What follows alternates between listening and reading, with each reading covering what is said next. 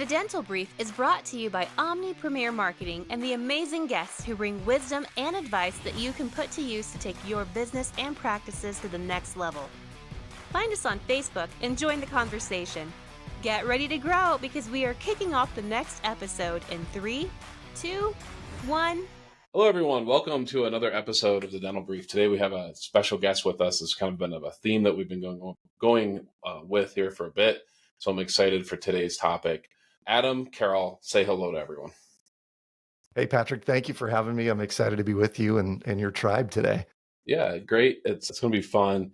Your website's theshredmethod.com. And I know for people that are just listening and not necessarily watching, they're thinking, oh, wow, this is like a bodybuilding type of episode.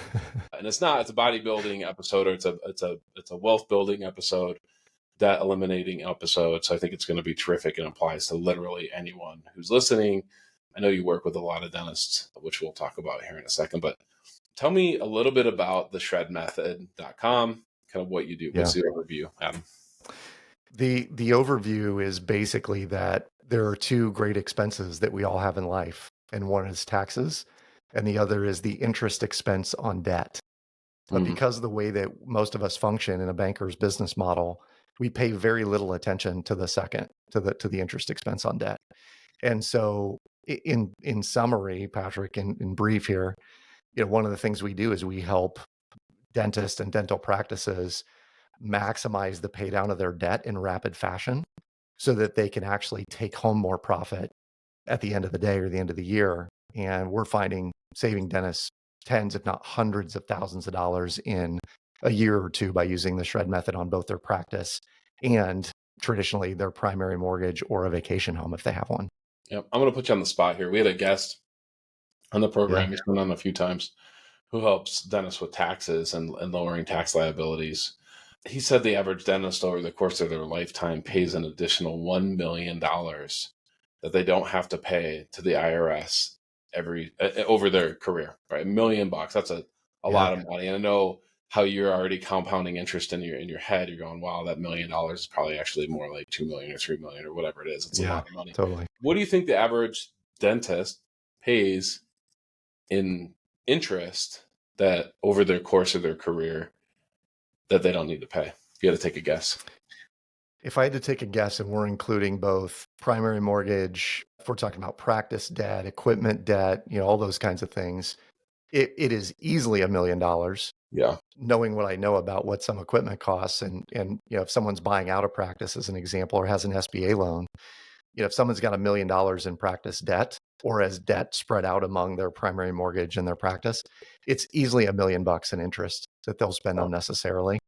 And I would say, if we want to stay super conservative, somebody is easily spending $500,000 in interest if they're just going about their day and paying their monthly payments, even contributing a little bit more to their monthly payments versus what the shred allows them to do, which is, you're creating massive equity in short amounts of time and not paying those hundreds of thousands or $1 million in interest over the life of the loans you've taken out. Yeah. There's a, you hear that the golden age of dentistry is over with. It's dead or whatever, right? It's a common thing that I hear. If you're looking back 20, 30, 40 years during that golden age, 10 years ago, whatever it was, there's some principles that are very different right now. What you can charge for dentistry has changed. What equipment costs, overhead, and all that has changed. You can't really change. You can't fix some of those things. But the debt principle has changed a lot in this country, right? I mean, there's a big difference between debt 30, 40 years ago and today. What does that look like? Well, I think there's certainly a greater appetite for taking on debt. And I think societally, we've created this idea that debt is normal, natural, and good. And I would argue too that it can be. I think there's a way to do that intelligently. But I also think that if a dental practitioner is relying solely on borrowed money from lenders and is under this mindset of, no, I'm going to borrow, and I'm going to buy all this equipment, and I'm going to charge more for it, and I get to make more money, and you don't pay attention to how much the interest expense on that debt is, it could eat you somewhat alive.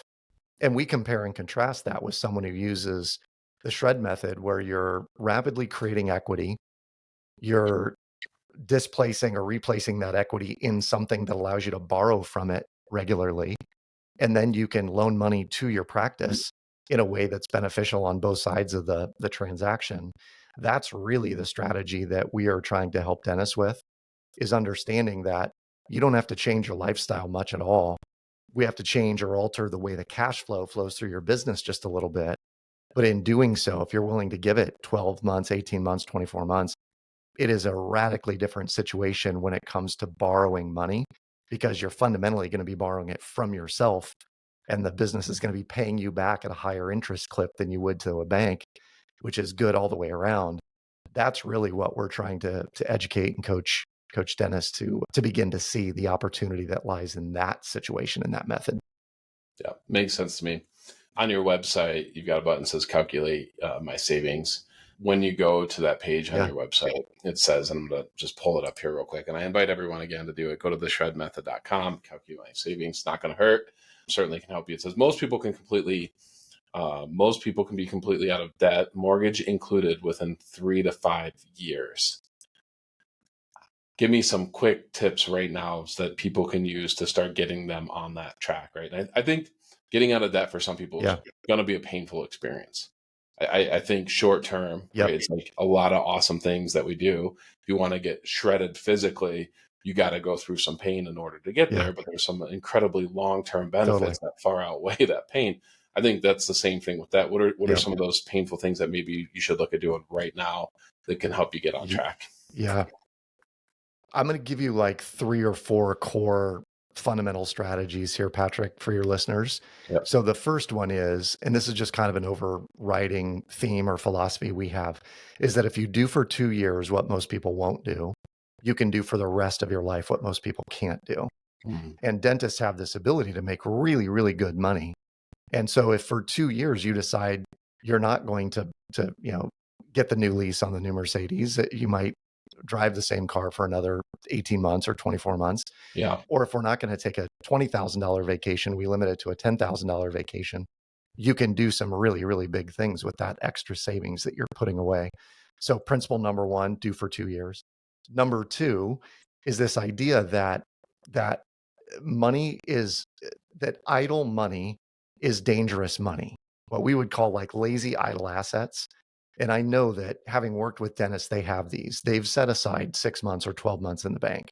They've got some emergency fund or maybe a ton of sinking funds that they're using at home.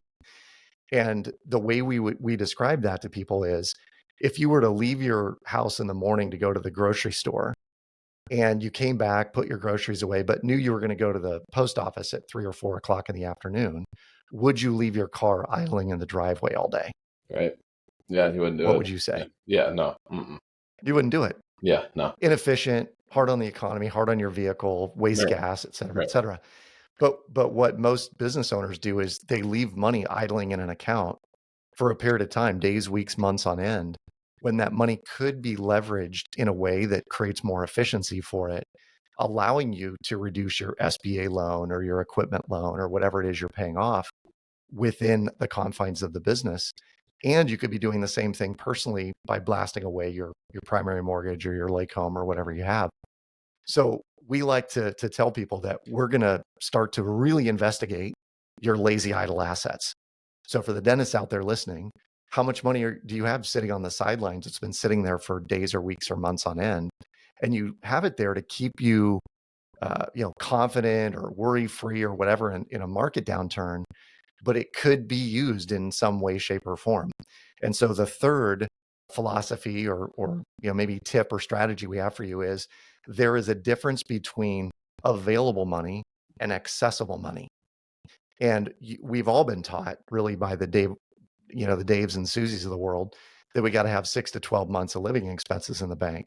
Sure. But do you need that available or do you need that accessible? Right. And so we got to define, how much do you need in available money and how much do you need on a business line of credit that's available to you, or equity in a property, or credit cards for that matter that you have access to, that if times were hard, you could turn to that. But you also know how easy it is for you to make money. So let's determine at a very finite amount, how much do you need sitting on the sidelines? Does that make sense? It does. It makes total sense. So talking about that pain and pleasure, right? You're talking about, hey, you're going to be able to do things with your money most people will never be able to do if you just Yep. do it, or can't do. I think it's the words you said. If you just do Yep. these things now, which makes total sense. What are some of the big objections? What are some of like the kicking and screaming that people do when they're starting to go down this path to shredding their debt in 3 to 5 years? Yeah, there's two big ones. And the one that we get quite often that we can override, generally speaking, is, well, I lose my mortgage deduction. I lose my interest deduction on my taxes, right? Yeah. And in 2017, when they changed the tax code, essentially couples now get, it was 25.9 at the time. I think it's 26.3 or 26.7 that a married couple can get as a standard deduction, regardless if you have mortgage debt or not. Right. So if you've got, a really healthy mortgage and lots of interest, then maybe you're better off itemizing. But the reality for the majority of folks out there is you probably don't have enough mortgage interest to itemize. Now, you may have other things, Right. and if so, great, itemize all day long. But our goal shouldn't be to carry this big, long mortgage and debt and pay our bankers hundreds of thousands of dollars so we can write off 40 grand in interest to Uncle Sam. That's the first one. The second one that people generally will say is, I'm going to have to completely change everything. How much time is this going to take me on my finances? Because I have everything set up right now. And usually what I'll say there is, this is going to add maybe 10 to 15 minutes a week in your finances to do. You are going to have to move money a little bit differently. But what you'll notice is you're going to see massive debt reduction happen in short order that you would not see otherwise. Right. So there is a payoff to the pain, if you will, of having to reorient how your finances go. But that's also part of what our coaching provides, is we're going to help you structure everything logistically that will actually make your finances easier. Yep. Let me ask you this question. I'm sure you get this a lot. I have a mortgage. It's probably at 30% of what the value of our home is, or maybe a little bit less. But it's at, I think, 2.7%. That's what it was when we bought the house in 2019 or 2020. Is that good debt or is that bad debt? Yeah, this is a great question. It's probably, I would want to look at where you're at in the amortization table, or how much your payment is and how much of your payment's going to principal versus interest. Sure. Because one of the core philosophies that we have with any amortized debt, business loan, equipment loan, mortgage, et cetera, is we actually want to accelerate the amortization table. So it may not be to pay it off to zero for some of the folks out there that are like, no, I like that. Good debt's good debt. And I agree with that, so long as a majority of your payment that you're making every month is going to principal and not to interest. Sure. So our goal might be that we accelerate everything to the point where 60 or 70% of your payment's going to principal. And we're like, you're good. Keep making that payment if you can make it. Don't worry about it. Right. However, let's look at having a line of credit against the equity that you have, so we can deploy that strategically into investments that create cash flow. Because as dentists go, or any business owner goes, our goal should be at some point is to work less and less, but make more and more. Right. And one of the only ways to do that when you're a practitioner who makes money in the chair is you've got to have other vehicles that are creating passive income for you. Right. And we like to call it massive, passive, permanent streams of income. Right. A way to do that is to take some of the equity that you have in your assets and place those into things like syndications and other deals that are turning cash flow every month. And so, in your case, Patrick, if you're at a 30% LTV and a ton of your income's going to principal, we might say instead, hey, let's see if we can get a $50,000 or $100,000 line of credit, but then start deploying that strategically, where for every 50 grand you put in, you're getting $500 a month from that in cash flow. Right. And we know that through Shred, you're going to shred that 50 grand down in no time. So maybe you're doing 4 or 5 of those 50 grand investments a year, which might create another 2 grand or 3 grand a month in income by the end of the year. That's really where we start to leverage that strategy on the back end of the debt payoff. Yeah. So let's talk for a minute about big red flags. I mean, there's probably a better way for me to say that. But what is it like? Sure. Hey, if you're in this situation right now, you have to do something right now because you're going over a cliff. Like you're heading down the the Niagara River right now and the falls are just a few hundred yards away. What is that? What is Yep. the big, the big danger that you see out there? And if someone is in that situation, they need to reach out to you or someone else like you who can help them. Yeah. Any dentist that feels like they're living paycheck to paycheck, like I work so stinking hard, but there's not a lot of money left at the end of the Mhm. month. Yeah. That's one of those areas that we love working with because two things really have happened. Number one, either their revenues have fallen short of where they thought they were going to be. So relative to their living expenses, they're not making enough to cover it. Right. And that could be part of it, is that just revenues are down. We got to figure out how to stop the bleeding or play better offense in effect, right? And the second part of that is we've got to play really good defense, which is minimizing the expenses that you have, or at the very, very least, bringing your money decisions to the very conscious level. And I think as a very broad brush statement, Patrick, this is what happens for a lot of individuals, business owners, really anyone, is when we start making enough money, the money decisions become very unconscious. It's like, well, we have enough, so go ahead and buy that.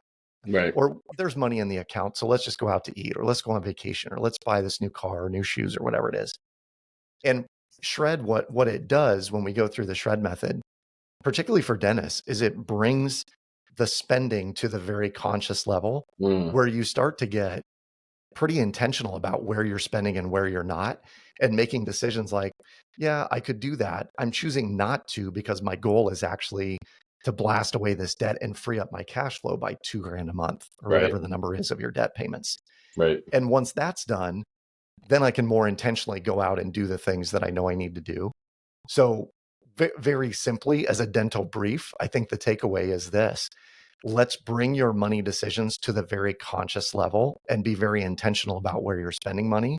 If it feels like you're at the end of the month, Yep. scraping together how to get by, and scraping together maybe a relative term, but if it feels like there's not as much as you think should be there, let's get intentional about your money decisions. Yeah, makes sense. Adam, I want to thank you again for coming on here. The website is theshredmethod.com. Check it out. Calculate your savings. Go there, take a look, fill out the form, calculate the savings, get in touch. Thank you very much for being here, Adam. We appreciate it. Yeah, Patrick, thanks for having me. What you do is super important, and appreciate the work you're doing. Thanks for having me.